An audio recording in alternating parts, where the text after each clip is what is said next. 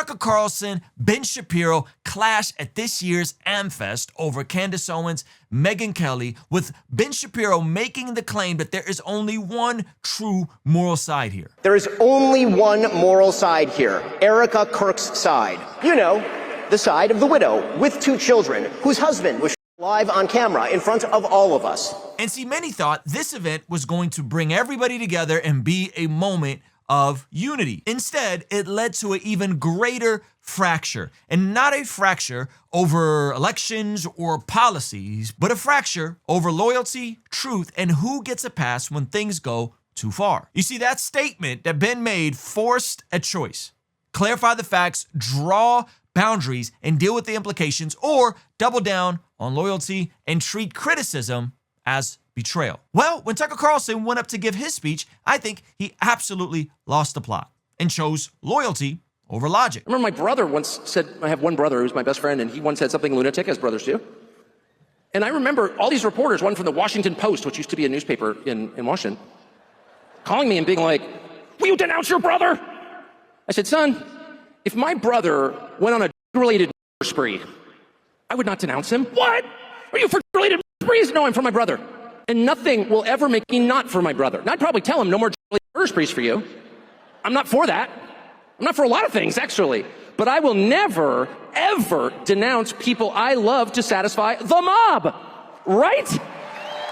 That's right. Tucker thinks that there is never a time to denounce people you love when they behave in abhorrent ways. He places love over logic. Now, the interesting part about all of this is that Jesus directly opposes this sort of thinking. In Matthew chapter 10, verse 37, he says, anyone who loves their father or mother more than me is not worthy of me. Anyone who loves their son or daughter more than me is not worthy of me. Whoever does not take up their cross and follow me is not worthy of me. Whoever finds their life will lose it, and whoever loses their life for my sake will find it. So the point is clear when it comes to Jesus. You don't choose your family over God and God's ways. And when a family member violates God's ways, you don't just blindly support them. But I think Tucker Carlson has this deeper view that many people struggle with. It's this hillbilly paradigm where you choose loyalty at any cost over logic and truth. Attacking millions of Americans because they're Muslims? It's disgusting. And I'm a Christian. I'm not a Muslim. I'm never gonna, I know there's a lot of effort to claim I'm a secret jihadi. I'm not. You should not attack people on those grounds. And you're seeing it from Republicans. What the hell are you doing? What you're doing is trying to divide the country. And I've lived through 50 years of this crap. All these fake race wars that they're always promoting. Oh, go hate each other while we loot the treasury. That's exactly what's going on. And most people are totally sick of that. Now, that's him doubling down on Christians, quote unquote, attacking Islam. But in a moment, we're going to look at Tucker Carlson's connection to a country that is funding his operation. This has been verified. And his own absolute ignorance that Christians can't even be citizens in that country. But first, let's look at another passage of scripture regarding this desire for faux unity. In Luke chapter 12, verse 51, Jesus says, do you think I came to bring peace on earth? No, but division. From now on, there will be 5 in each family divided against each other, 3 against 2 and 2 against 3. They will be divided, father against son, son against father, brother against daughter, and daughter against mother, mother-in-law against daughter-in-law, and daughter-in-law against mother-in-law. So Jesus doesn't just come for a faux unity so we can lock arms and sing Kumbaya. He actually is saying that based on what he's coming to earth to do, that there is going to be a division, but not a division over superficial things or over ethnicities, but a division over those who are on his side and those who are not on his side. And this is real evident, not just in Tucker Carlson's defense of Islam, which again, I'm going to come back to in a second, but also in his sleight of hand regarding what Ben Shapiro actually said he did versus what he argued against, which is an absolute straw man. Now, I want to make it clear, there's a ton I don't agree with Ben Shapiro about, but on this specific issue, which we're going to go deeper on in a second, I think he nails it. The issue here isn't that Tucker Carlson had Nick Fuentes on his show last week. He has every right to do that, of course. Deplatform and denounce. Why haven't you denounced somebody else? The whole like Red Guard cultural revolution thing. I believe that Nick Fuentes is odious and despicable, but I've never called for his cancellation. And in fact, I've called for his restoration to those services, despite the fact that I think he's odious and despicable. But I really thought that the impulse to deplatform people, or even to use the word platform as a verb, which it's not.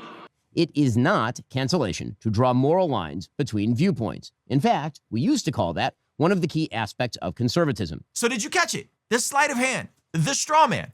Oh, you're saying to deplatform people. No. No one's saying that. We're saying, hey, if you're going to have people on, like a Nick Fuentes, or if you're going to rally behind Candace Owens, perhaps you should draw a line in the sand on some of the things they say that are absolutely abhorrent, like Egyptian planes following around Erika Kirk, or Turning Point USA being in on Charlie Kirk's assassination, or Nick Fuentes' terrible views regarding Israel, regarding black people, and so many other things. You should press them on those things. There's nothing wrong with that. I just had a Mormon apologist, an LDS apologist on my channel. We duked it out. We talked about the things that we disagreed. Now, it wasn't nasty and mean. Jacob Hansen's an awesome guy. He's going to be at our Bless God Summit debating God logic on the topic of the Trinity, but it wasn't nasty. But we did make sure to draw distinctions. That is what Ben Shapiro is saying. Hey, Tucker, if you're going to sit down and do these softball interviews with an Andrew Tate, with a Nick Fuentes, maybe we should see you as the charlatan and the grifter that you are. And that is precisely what Tucker Carlson did. He built Nick Fuentes up. And he ought to take responsibility for that, just as he ought to take responsibility for glazing an alleged sex trafficker Andrew Tate, or for mainstreaming fake historian and pseudo-apologist Daryl Cooper as America's best and most honest popular historian. Hosts are indeed responsible for the guests they choose and the questions they ask those guests. So it's important to note, there's nothing wrong with having feisty conversations, but when you bring somebody on and you just say nice things to them and don't push back at all, it's pretty lame. And we saw that with Tucker Carlson and Andrew Tate. We saw that with Candace Owens and Andrew Tate, softball interview after softball interview. We're seeing it with Nick Fuentes. It's just gross. It's disgusting. It's not based in logic or in truth. Now, in a moment, we're going to get to the deeper issue of what's causing this divide regarding this fracture that you're seeing. But before we get into that, we first have to draw a hard line that Tucker Carlson or Candace Owens caping for Islam is just absolutely abhorrent, because Islam is not compatible with Western values, Christianity, or even the tolerance of those things. Unfortunately, these days we don't repeat this enough, or we don't have this aqidah concept firm in our minds that Islam did not come to coexist. Islam la yu'la. Al-Islam ya'lu wa la yu'la alayh. And Islam is raised high and nothing is raised above Islam. We can't think of Islam that it came to live with these other religions, in the sense that Islam is a religion amongst those religions, and they have a share with the truth. And they have a share of justice. And they have a share of, this worship of Allah, the correct worship of Allah subhanahu wa ta'ala. Islam came to correct all of that. Islam came to remove the oppression of all those religions, and it is the only truth, and it is the only way to justice. Seems pretty straightforward. Islam is incompatible with Western values. I think that's a fair statement. Yet, we repeatedly see the likes of Tucker Carlson, the likes of Candace Owens defending it. In a moment, we're going to look at Candace Owens melting down over Ben Shapiro's speech. But first, let's dig a little deeper of Tucker Carlson's connection to Qatari money and if there's any validity to it. Because when he was asked about this before, he said it's not true. I have not taken any money from Qatar. I have instead given money to Qatar. Now, it's very interesting to hear him make that claim so confidently, because Tucker Carlson is a part of a company called 1789 Capital, the anti-woke media company. And can you guess who one of the biggest investors of 1789 Media Company is? Well, surprise, surprise, it is a firm funded by Omid Malik. He invested $15 million in seed funding for Tucker Carlson's media company in late 2023, aiming to support right-leaning ventures and fill gaps left by mainstream finance. 1789 Capital sees itself as a response to the politicized markers. Okay, so who is this guy? Oh, Omid Malik. He's a business guy. Interesting. Where's he from? When you dig a little deeper, you see that he is actually on the Qatar Economic Forum. You can't make this up. So this gentleman, who is also involved with the Trumps apparently, is directly connected to Qatar. Yet Tucker Carlson says that he has not taken any money from Qatar. I'll let you parse that one out for yourself. Not only is he behind it, it says that he is one of the founders of 1789. Omid is the co-founder and president of a growth equity investment firm focused on financier and companies and entrepreneurship. So Omid Malik is actually the president and founder of 1789 Capital. And I will say that Donald Trump Jr. being involved in this is also extremely sus to me. And then we find pictures like this of Tucker Carlson being gifted a fancy looking Quran at the United Arab Emirates. Now, why does this matter as Christians? Why am I talking about this? Well, see, because as Christians, we are often tempted to make excuses and look the other way towards people we like instead of standing 10 toes down on truth, instead of leaning into the line that Jesus clearly drew with regarding these issues. And regarding these issues, we're going to go a little deeper and help you understand some of the divide and why I think it's absolutely incongruent to jump on the side of a Tucker Carlson or a Candace Owens, but look at her meltdown here in a second after the Ben Shapiro thing,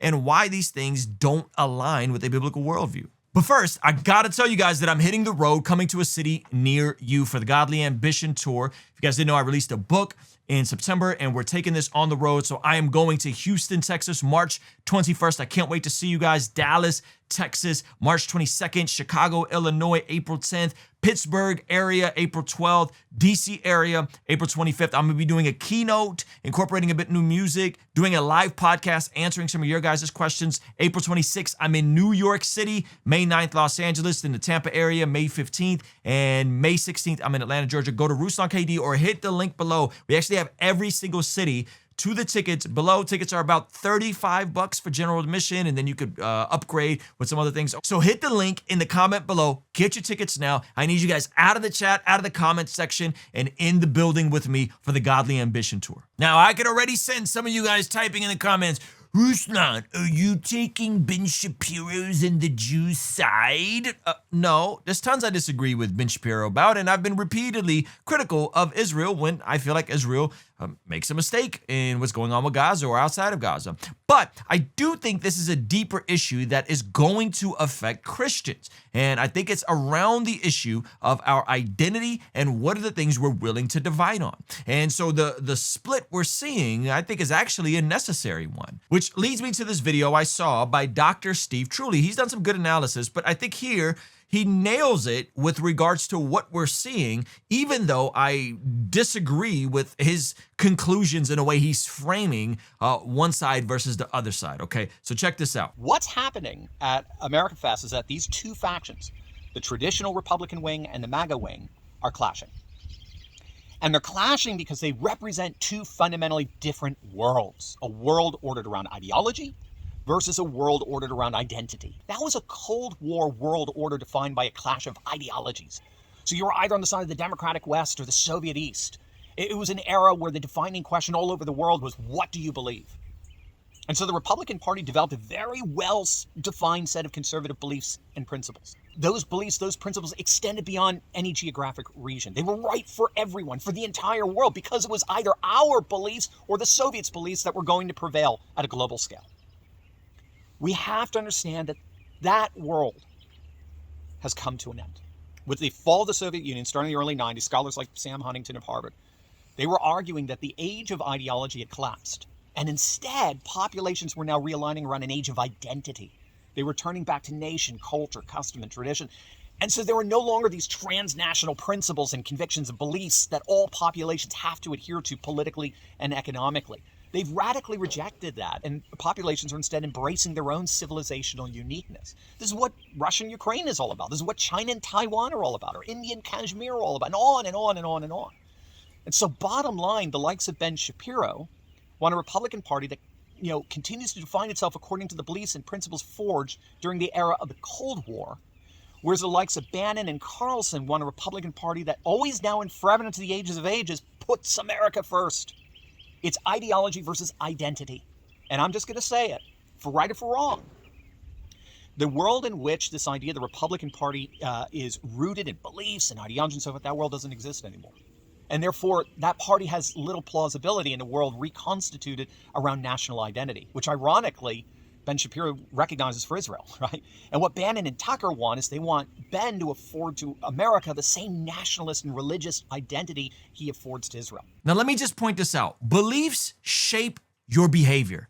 Your ideology and your frame of the world ends up acting how you treat your neighbor. Meaning this, he's talking about this new right-wing idea of identity. But the issue is, as followers of Jesus, our identity is not in our nation first. Our identity is not in our ethnicity first. Our identity is in Jesus first. And so what are we having? We're having a clash of ideas. And so before I'm a conservative or Republican or independent or any of those things, I am first a follower of Jesus. I am kingdom first. And there are values that align with the kingdom of God, and there are values that are incongruent with the kingdom of God. The values that align with the kingdom of God is that everyone is created in the image of God, regardless of their ethnicity, regardless of their background. And then you have a hyper identity based movement now spurring out from the woke right that places white identity as synonymous with America. And so he's pointing out that this is a clash of ideology, and it is. And there are certain views and certain ideologies that are congruent with the Christian worldview and others that aren't. I would argue that what Tucker Carlson, what Nick Fuentes, what Candace Owens are pushing is incongruent with a Christian biblical worldview. That doesn't mean we agree with Jewish people on everything. That doesn't mean we give Israel a blank check to do whatever they want. That is not what is being argued here.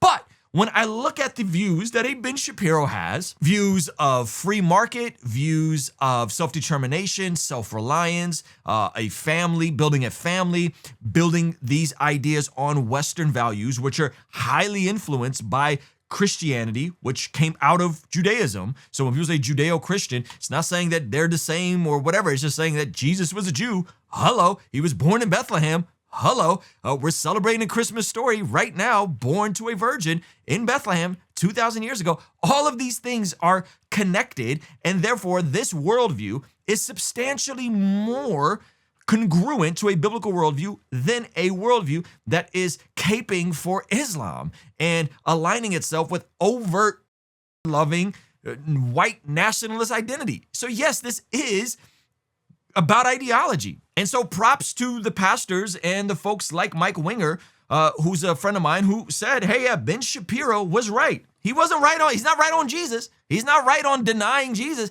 But in terms of his assessment of the problem, he's right. Mike also says we have to stand against Islam. So yeah, I would agree that what's underneath all of this is a deeper ideological shift that Christians need to be honest about. Christian identity, like I said, is rooted in Jesus. Not in a political party, not in a movement, not in a tribe outside of Jesus.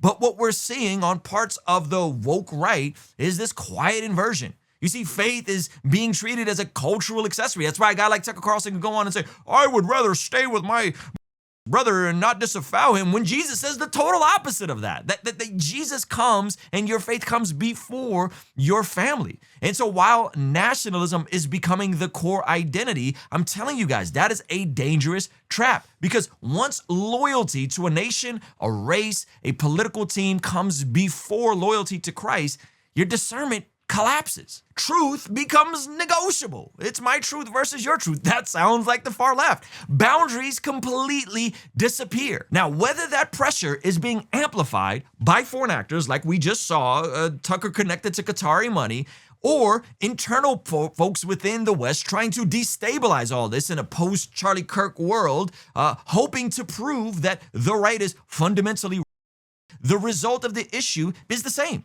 Christians get pulled into identity crisis that isn't theirs to own. The New Testament never calls us to protect a tribe at all costs or to be loyal as the most amazing virtue. It calls us to witness to the truth, even when it costs us influence, alliances, or applause. Believe me, making these videos, being consistent on Candace Owens, being consistent on Fuentes, costs me more than it gives me. The views, the clout, the, hey, stay in your lane, Ruslan, why are you talking about politics? It's not about politics. It's why these moments matter, because this is deeper than politics. They reveal what we're actually anchored to.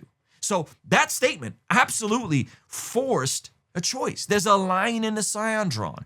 What side are you going to be on? I'm going to side with Scripture. I'm going to side with Jesus's values. I'm going to side with those of the truth versus those of conspiratorial thinking, blaming the Jews and the Zionists for all the world's issues, and ones that position you as a victim that's incapable of doing anything because LOL to meritocracy, LOL to you getting ahead.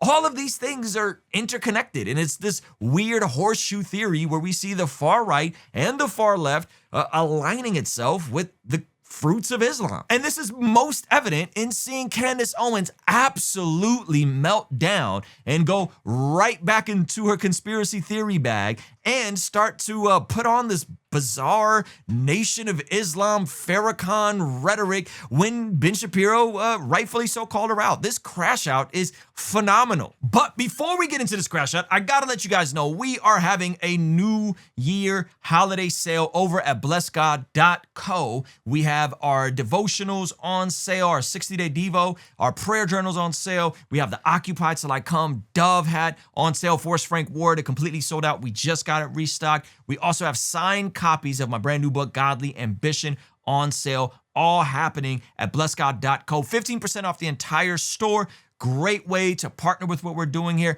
and buy yourself something to start your new year right, whether that's a prayer journal, a leadership planner, a 60-day devotional, or you can buy the entire bundle, $57 plus 15% off the entire shop. So go to blessgod.co or hit the pinned comment below. Okay, so before I show you Candace Owens' epic meltdown after Ben Shapiro called her out, we first have to look at Erika Kirk kind of reacting to the conversation she had with Candace Owens and what was her impression of it walking away and how she felt about it. Okay, so this is Erika appearing on Fox News Sunday after Ben Shapiro gave his speech.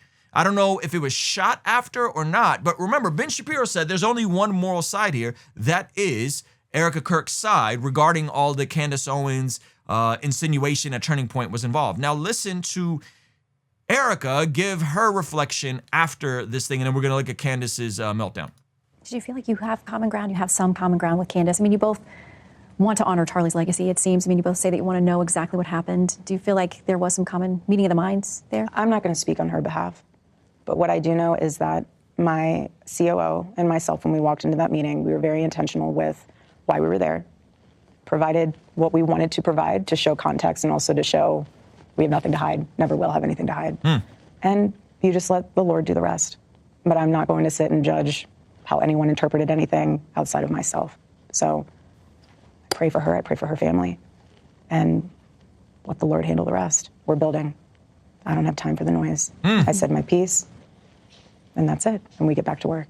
Amen. Okay, now, does that sound like Erika Kirk feels really good about the interaction her and Candace had? I don't know. I'll let you decide that. But let's take a look at Candace's epic meltdown after being called out by Ben Shapiro. Now, I have to give a shout out to Babylon B, who never misses with this.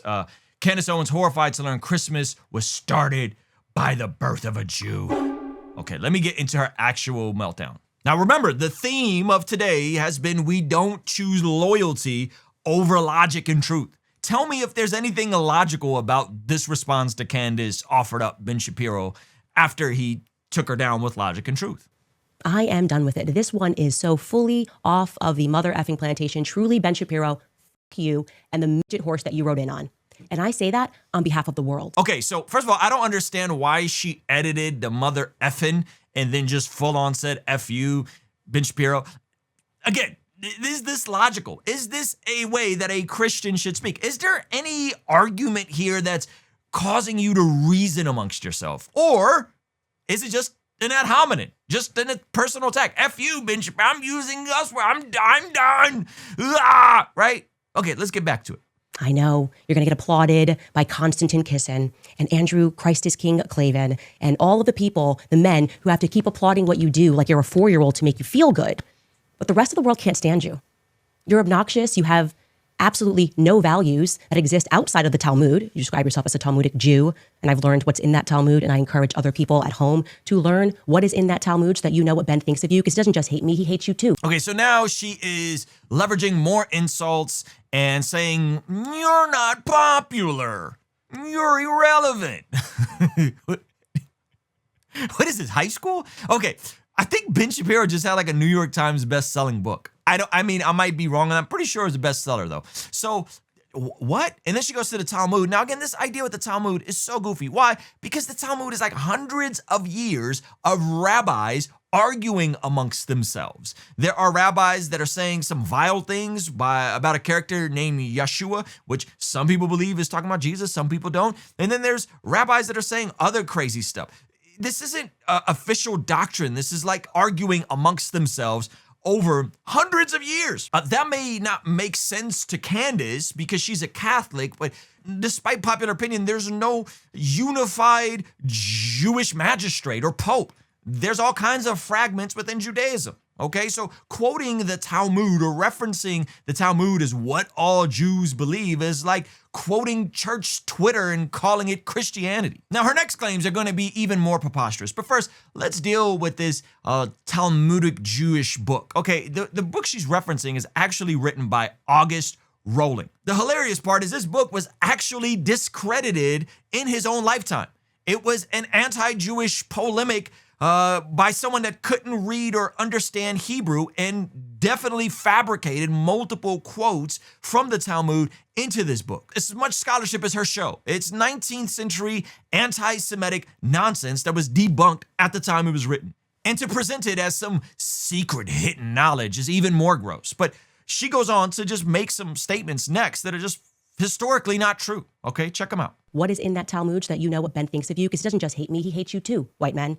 He hates all black people, okay? If he's following the rules of the Talmud, I mean, when I say hates, they think that we're animals, that they have a right to own us, that they have a right to make us worship them, that they have a right to lie to us, that they have a right to treat Charlie the way that he treated Charlie while he was alive, only to then try to defraud the population into thinking that he is somehow a part of his legacy, that he somehow cared about Charlie Kirk and cares to protect the people that are working at Turning Point USA. Goodbye, Ben.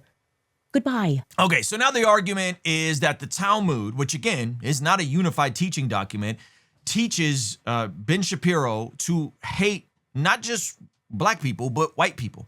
And that is her smoking gun, a book that has been discredited repeatedly by any scholars and has repeatedly been found to mistranslate the Hebrew and the Aramaic. Now, is there some wild stuff in the Talmud? Yes, there's all kinds of wild stuff in the Talmud. But again, these are rabbis arguing amongst themselves over different issues and hot button topics. So yeah, is there some racism in the Talmud? Sure, there's some racism in the Talmud. There's probably all kinds of other stuff in the Talmud. The interesting part about what she says next, though, is going to absolutely fall on its face. Check it out. I challenge black Americans to wake up to your true history because your quarrel is not with white men, okay? Wake up to who publishes these books and keeps us warring with one another. Christians versus Christians, right? Christians versus Muslims. Wake up and learn the true history of slavery because that wasn't exactly a white men sport, okay? Jewish people were the ones that were trading us. Jewish people were in control of the slave trade. I think all of us need to wake up to this because it's making me absolutely sick that he is so bold that he dare sit near Charlie Kirk's chair, that he dare grace that stage. Did you catch it? Now, the Jews are to blame for slavery too. Now, it doesn't mean that there weren't probably some Jewish folks that were involved, but the names that were involved, when you look at everybody that was involved, are negligible. But according to Candace, the smoking gun is that the Jews did slavery and you people, white people, black people, should really be hating the Jews. Despite all the data showing the contrary, that the transatlantic slave trade was primarily driven by Portugal and other European nations and often involved African kingdoms that sold folks that they conquered into slavery, it was a big mess. And it wasn't orchestrated by the Jews to impact the world negatively. It was all types of people from all types of continents. David Wood responded to it this way after Candace said, Jews enslaved black people. You can say sorry or you can shut the F up about it. And she points out this chart that has a bunch of Jewish names on here.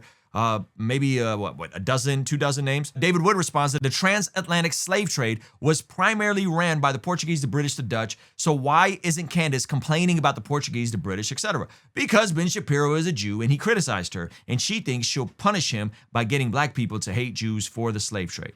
Now, to be clear, there is no historical evidence to say that the slave trade was orchestrated by the Jewish people. That has been rejected by any serious historian. Major scholars, including Hugh Thomas and David Itlis, explicitly debunk the idea of Jewish dominance as false and anti-Semitic propaganda. And all of this, again, drives back to the 19th century anti-Semitic pamphlets that aren't peer-reviewed, they're not scholarship, and the idea that they're buried history, it's just nonsense, much like most of Candace's content. But did you notice the single unifying figure, the thing that Tucker Carlson almost said word for word during his AmFest speech? Did you catch it? Wake up to who publishes these books and keeps us warring with one another. Christians versus Christians, right? Christians versus Muslims. Christians versus Muslims? Sounds a lot like Tucker Carlson's speech. What you're watching now, attacking millions of Americans because they're Muslims? It's disgusting. It's disgusting. Defend the Muslims by any cost.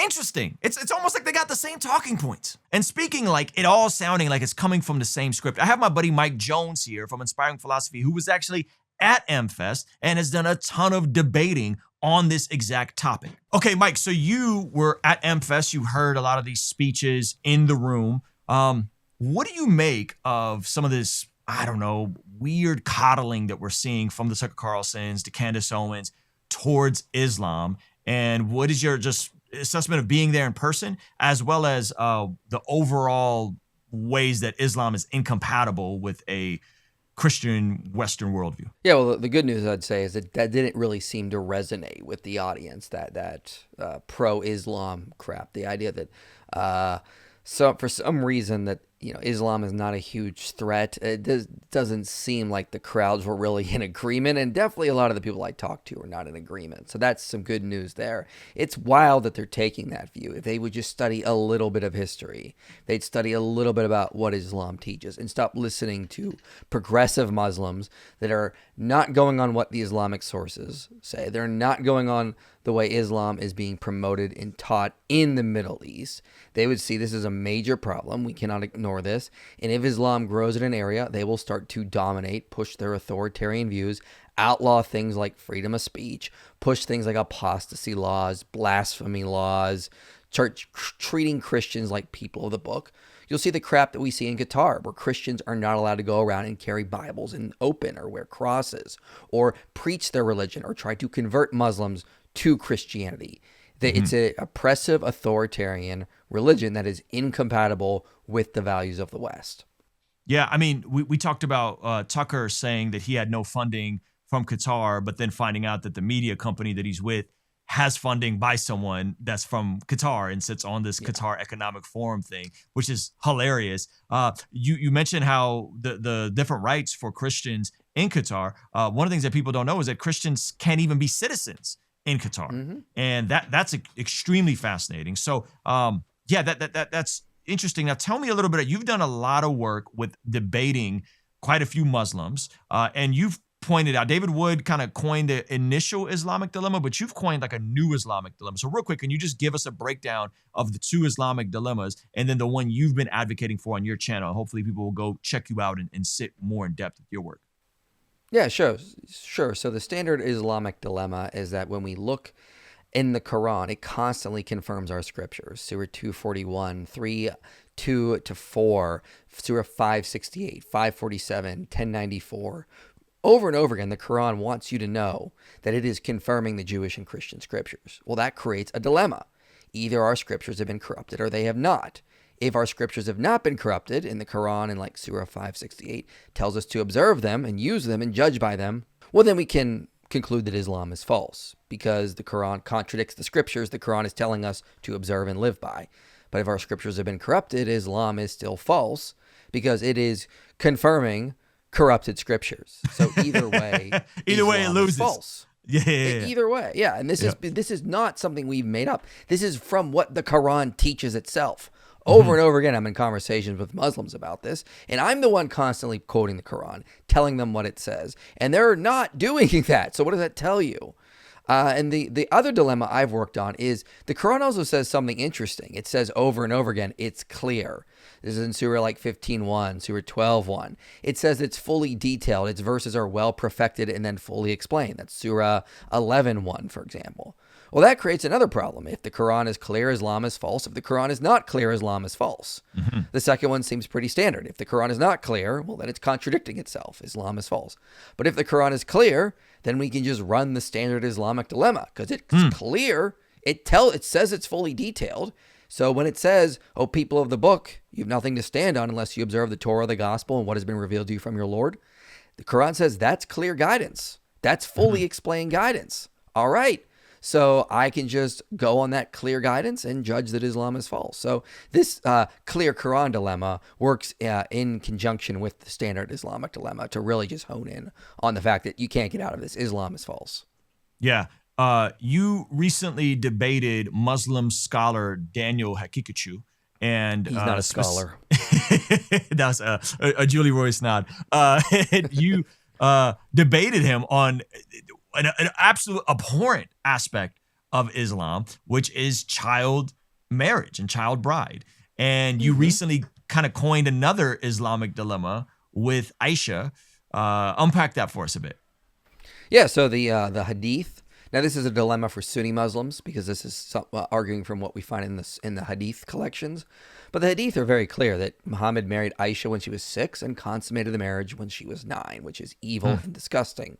Now, Muslims will try to bend the laws of biology and expect us to believe that she was a fully developed woman at 9, which is laughably false, and there's no evidence to support that. In fact, the data shows the opposite. In the medieval period, girls were maturing slower due to poor nutrition. But the other problem is that what we see in the hadith is we see that Aisha played with dolls for years. That's forbidden in Islam for women because dolls are images. But there's an exception.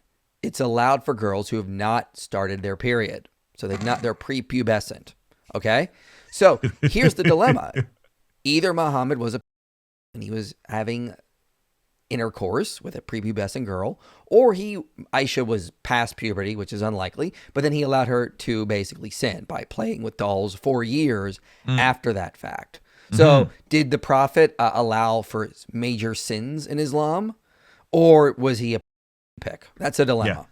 Yeah, because in Islam, they can't play with dolls after a certain age. They can't play with dolls after they've had their first period. But we see Aisha playing with dolls as far back as the Battle of Khaybar, which would have been like 5 years or so after his marriage to her, give or take, which is terrifying to think about. I mean, like that would make her roughly about the age of 14, and she's still playing with dolls, which would actually match the scientific data showing the girls in that time period didn't really have their first period till about 14 to 16.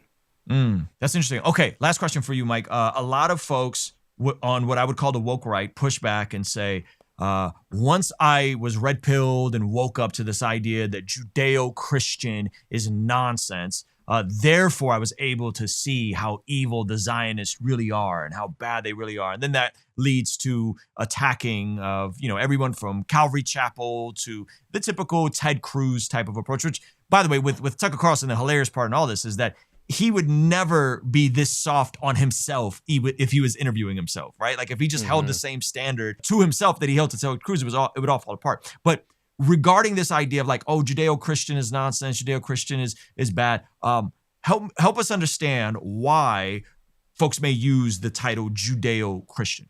Well, it's pretty simple. It's because our values come from the Bible, Old and New Testament.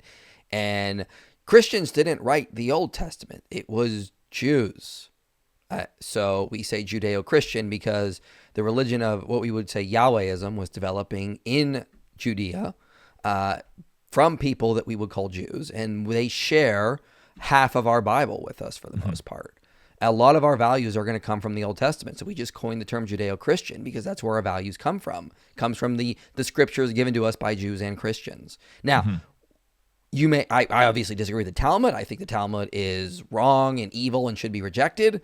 But that's not where we're saying our values are coming from. We're saying that's something extra. That's something that tried to change and add and reinterpret the Torah and the Tanakh by extent. So, yeah, I mean, we can still say Judeo-Christian while rejecting Talmudic Judaism, which we would say is a perversion of the original beliefs.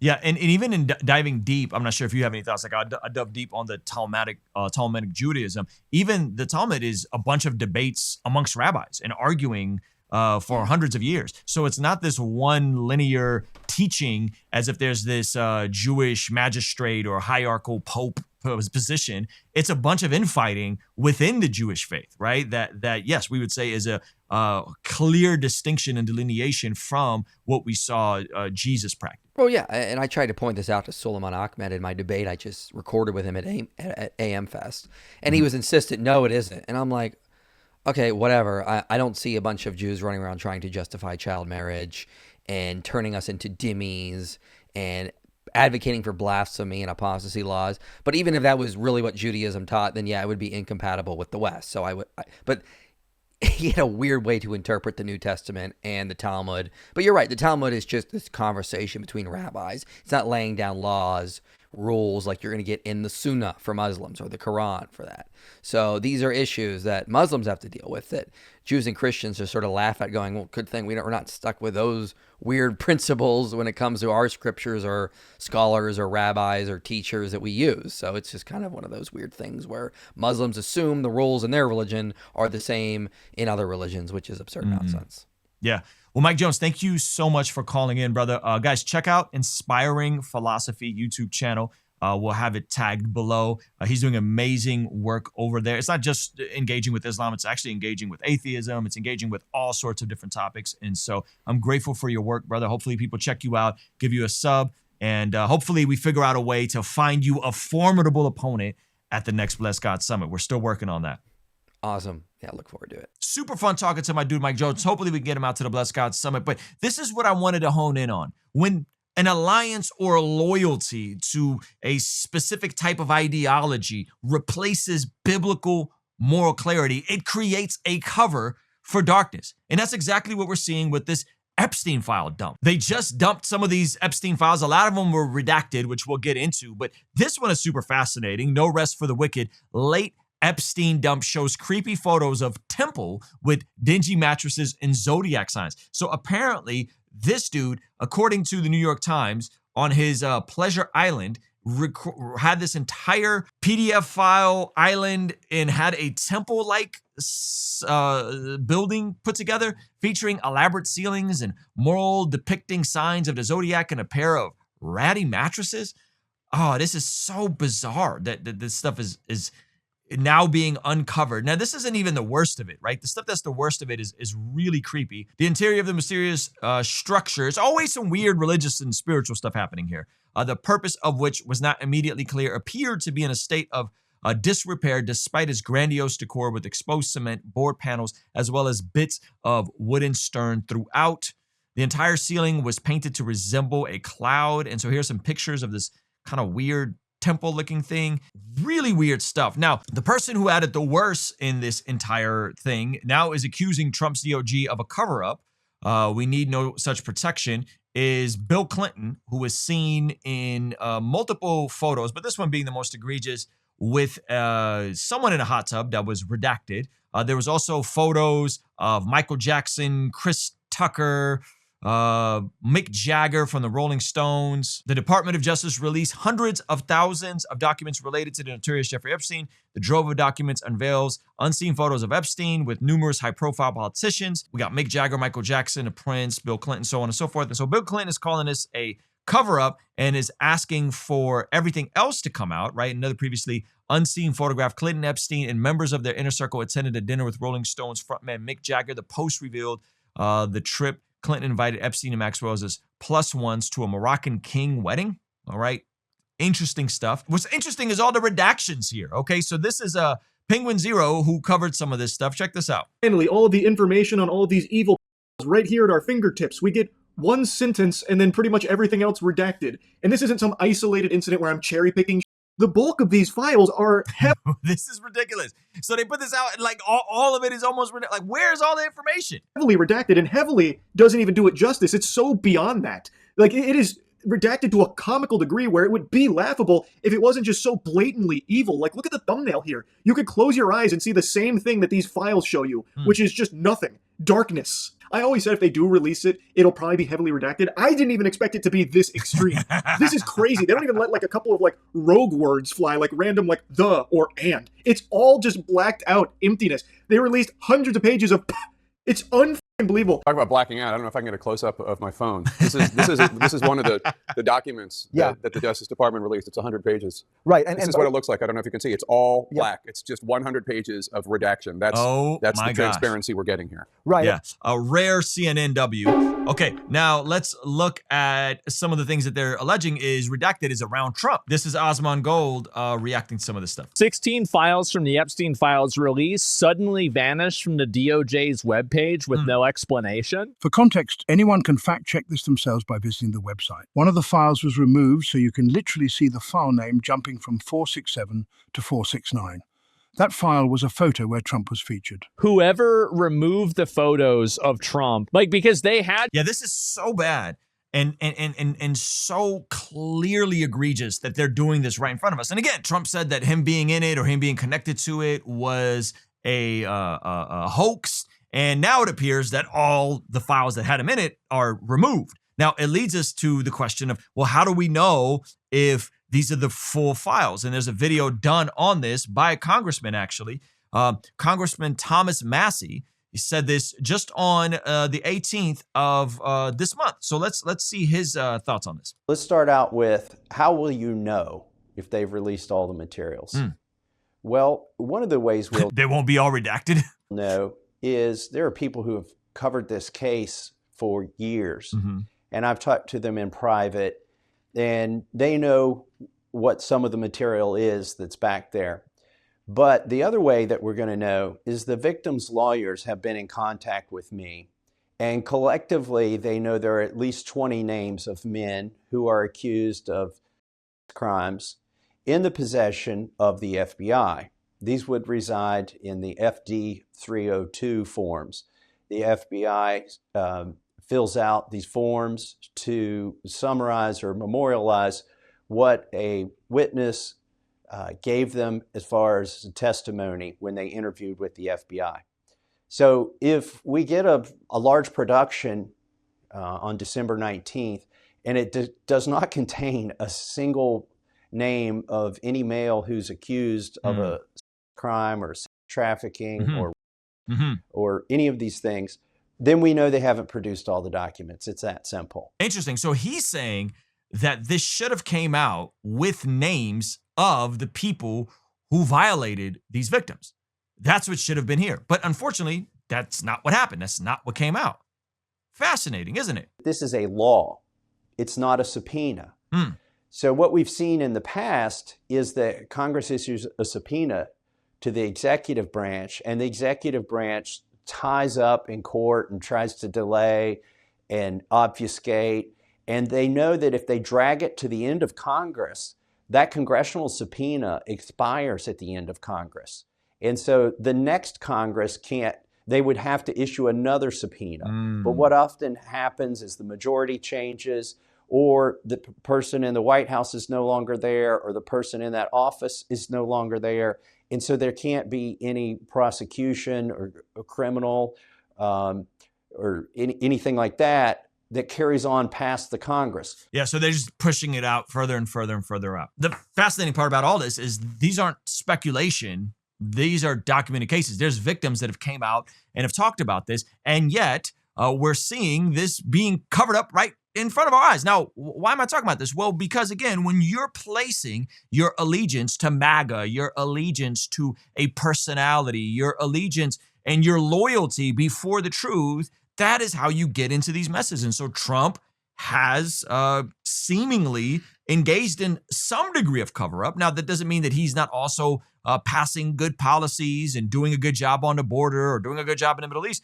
But it does goes to show that when you have these cult of personalities that are often supported more than the truth, you can slide in to a moral decay where people aren't as concerned about, hey, what and how does this align with my Christian faith versus how does this serve me to be a part of a tribe or an identity that is actually incongruent with it, but because I agree with them on a couple of things, well, therefore I'm going to look the other way when there's seemingly cover-up happening. And so this isn't peddling in conspiracy culture.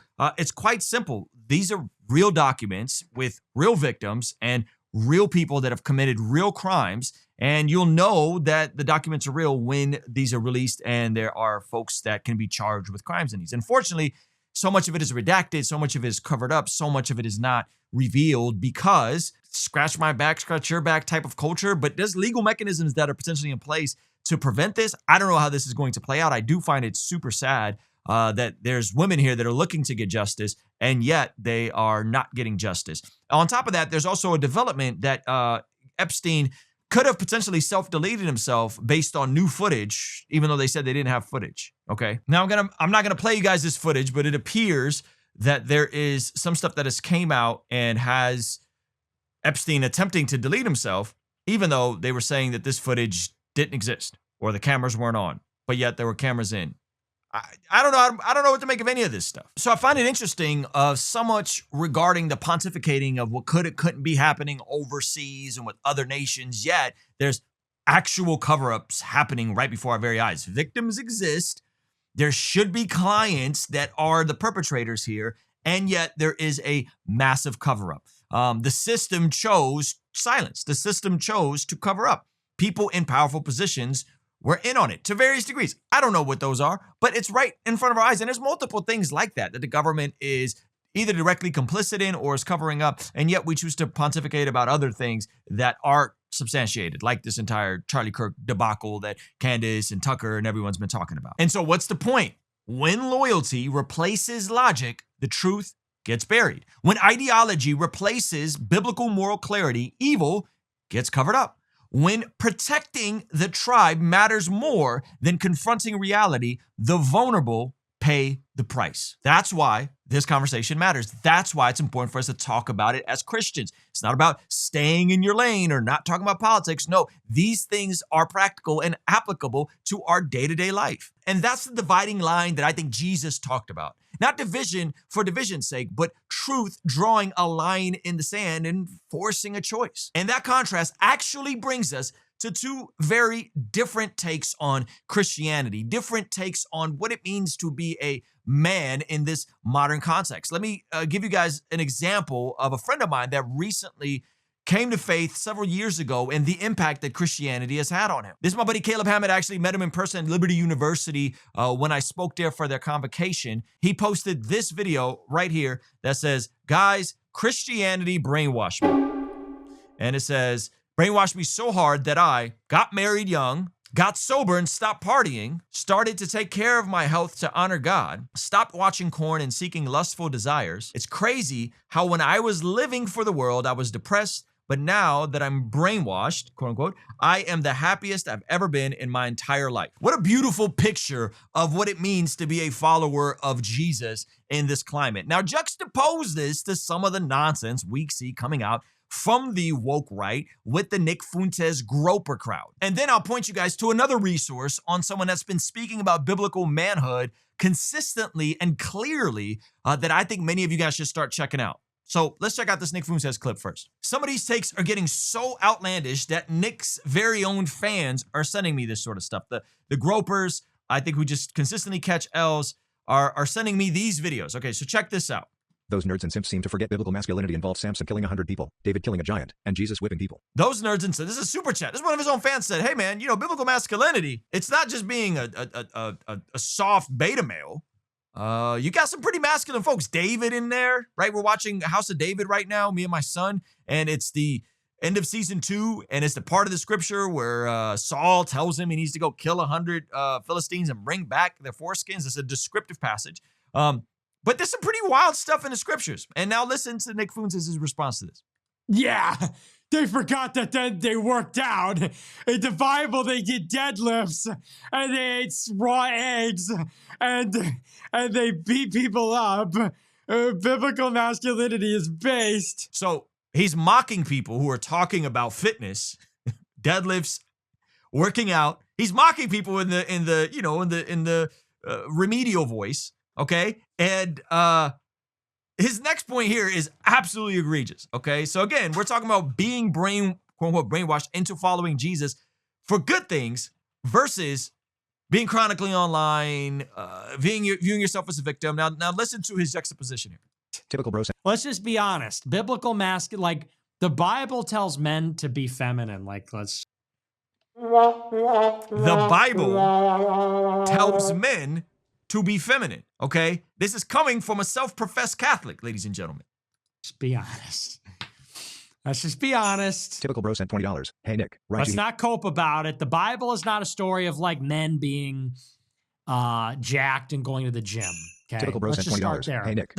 So all the warriors in the Bible, all the people that worked with their hands, all the people that exhibited masculinity as soldiers, right? No, it just teaches men to be feminine. Now, again, juxtapose this with the type of stuff that we just looked at regarding, getting married young, starting a family, not licking a corn, building your body, building your mind, building competence. A lot of those values are beautifully articulated by the Church of 1122. This is Pastor Joby Martin, and this is from his sermon this past Sunday. If you guys are like, who should I be listening to on this woke right fast that you're telling me about? Here's a great example of someone you guys should be checking out. And he actually gives me a shout in this video and then makes it very practical in terms of what you could be doing, okay? Check out Pastor Joby Martin. I'm getting to be buddies with this guy named Ruslan KD, okay? He's like a YouTube online Christian influencer guy. What I love about it, he kind of talks about all the current events and things, but he consistently comes back through the scriptures over and over and over. And he wrote a book called Godly Ambition. I love that. Philippians 2 said you should do nothing out of selfish ambition. But we should have this godly ambition. And his tours and his conferences and his stuff, he says this, I want to equip people to live a life that bless God. Anytime we use the words blessing God, we almost always say, God, will you bless me? Well, how do you bless God? Well, you got to ask, well, what does he want? What does he want? Well, first and foremost, he wants you. In worship and in prayer, in devotion, he wants you. And how do you bless God? Well, if you were going to give Jesus a Christmas present this year, what are you going to bring him if you want to bless him? Well, I'm here to tell you, he don't need gold, frankincense, and myrrh anymore. You know where Jesus is now? He's not a baby in a manger. He's sitting on his throne at the right hand of God the Father, and they got so much gold in heaven, they use it as asphalt. And so what in the world do we bring King Jesus? In Matthew chapter 25, Jesus tells us what he is looking for. Matthew chapter 24, the disciples asked, hey boss, what's the end of the world gonna be like? And it's spooky. Matthew 24 talks about wars and rumors of wars and the blotting out of the sun and the abomination of desolation. And I think the disciples are like, we don't know what you're talking about. He's like, okay, story time. So he tells 3 stories back to back to back. He tells the parable of the virgins. Doesn't mean what you think it means. It means don't miss the party. Put your faith in Christ. He tells the parable of the talents, which means don't waste your life. Leverage everything you have for the advancement of the kingdom of God until I return. And then he tells the parable of the sheep and goats. He says, if you know me, you will be about my business. And when the Son of Man comes in his glory and all the angels with him, then he will sit on his glorious throne. Before him will be gathered all the nations, and he will separate people one from another as a shepherd separates sheep from the goats. And he will place the sheep on his right, but the goats on his left. And then the king will say to those on his right, come, you who are blessed by my Father, inherit the kingdom prepared for you from the foundation of the world. For I was hungry, and you gave me food. And I was thirsty, and you gave me drink. And I was a stranger, and you welcomed me. And I was naked, and you clothed me, and I was sick, and you visited me. I was in prison, and you came to me. And then the righteous will answer him, saying, Lord, when did we see you hungry and feed you, or thirsty and give you drink? And when did we see you a stranger and welcome you, or naked and clothe you? Truly I say to you, as you did it to one of the least of these brothers, you did it to me. I love that Pastor Joby Martin's talking about that. I love that he's walking his church through Matthew 25. Live as if Jesus can come back, okay, at any moment. The imminency of Christ. That is what a biblical man does. He lives as if Jesus can come back. And then he goes into the parable of the talents, making the most of your time, talent, and treasure, which is exactly what my book, Godly Ambition, is about, so that you could be in a position to care for the least of these, so that you could be in a position to help people that maybe aren't able to help themselves. That is the juxtaposition of what we as followers of Jesus are called to in this world. That is what we're supposed to do on this side of eternity.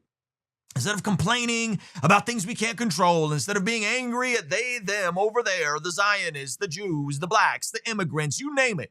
There's a lot of stuff that you're hearing from the woke right. Identity politics, right?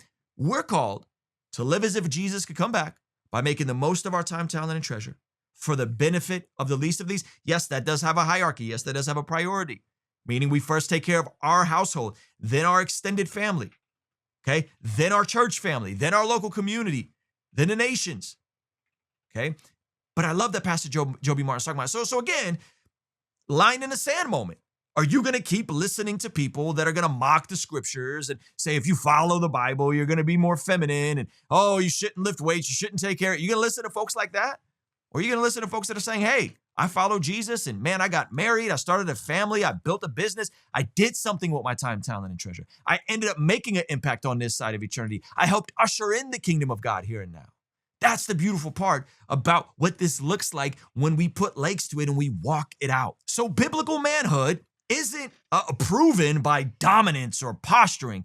It's proven by faithfulness, sacrifice, caring for the least of these. As we see in Matthew 25, go read that for extra credit points. And once you understand that, you realize why getting the foundation of the faith actually matters, which is why I want to bring in one of my favorite thought leaders within this entire space. He's actually going to be at our Bless God Summit. And Gavin Ortlund did an amazing video specifically on the topic of the virgin birth, which I think is huge to talk about in this climate regarding all the stuff that's happening with Christmas. That the virgin birth is not optional. It's not symbolic. It's not up for debate. It's not an open-handed issue. This is essential to the Christian worldview. And so he's going to explain to us why that is. But ultimately, I want to back up a little bit and say, hey, as we're in this climate of Christmas and all that sort of stuff, it's so interesting to see the world omit aspects of the holiday. I just went to a Christmas thing at my local park here, this beautiful amphitheater, and they every year kind of gotten worse and worse from it. Like I could tolerate like the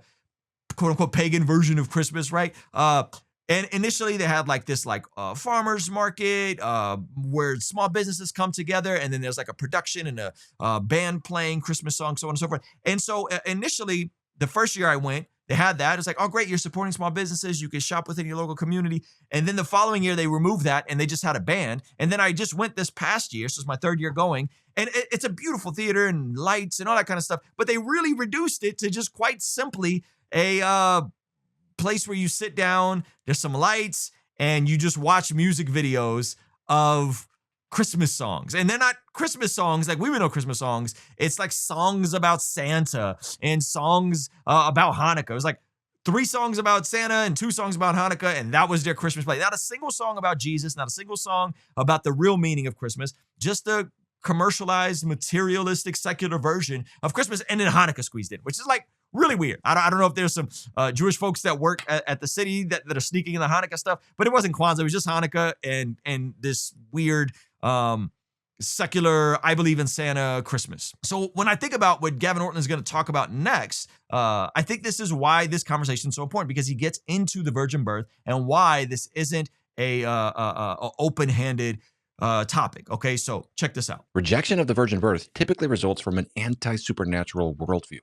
So when Christians disagree about speaking in tongues, or baptism, or church government, or the nature of hell, which has been big in dispute recently, or what Sabbath rest should look like, and so many other issues, the disagreement usually doesn't come from a hostile worldview that is antithetical to Christianity. But in the modern era, it was an embarrassment about or disbelief in the supernatural that arguably was the primary motive for rejection of the virgin birth. I don't want to say I know what's going on in any one person's heart, but that seems to be on the table, that basically we don't believe this because it's miraculous. So isn't it interesting that the premise of the entire incarnation story is framed by progressives as a cover-up for a scandal? But the virgin birth entails God coming into this world as a baby in the flesh to live the life we couldn't live, to die the death we should have died on the cross in our place for our sins. I think this is absolutely essential, and it is the foundation of the Christmas story, right? And again, when you see how Christmas is celebrated within the world, I forgot when I went out this past weekend how much they removed Jesus from everything, right? So it's interesting that is played out as this like, oh, it's a scandal and it's a cover-up, and that's why we don't talk about it. Okay, let me let Gavin Ortlund kind of unpack some more of this. Gavin rightfully says, how could you say that it's so obvious? Where do you come with these conclusions if you're not starting with a naturalist presupposition? This is a great example of the need to stand against pressure. looking at what people were fighting about the virgin birth 100 years ago, the thing is, the virgin birth is not as unpopular today. In many ways, the things that are unpopular about Christianity are completely different today. But there are things that are unpopular. We will face pressure points, testing points between the spirit of the age and the truths of Scripture in our day. And they can differ on your context. That's why you actually need humility and the Holy Spirit's help to even know what those are and what it looks like to be faithful. And I love how Gavin then brings this entire point back to salvation in the gospel. Check it out. The virgin birth reminds us that salvation lies with God's initiative, not ours. It's actually tremendously good news that we have a supernatural religion, that we have a God who can break into history. If you have a universe without miracles, this is going to tend toward moralism, because now it's up to us. But a supernatural God who can act in history is a God who can save. And we believe Jesus was born as a virgin in order to accomplish a full salvation for us, living without sin, dying, rising from the dead, now as our intercessor, coming again one day. The cash value is, if you are lost or weary or in need of hope today as you watch this video, consider the Christian message to you that you don't have to fix your life. You don't have to save yourself. You don't even need to know what needs to be fixed. There's a God who has come, who has done everything that we cannot do.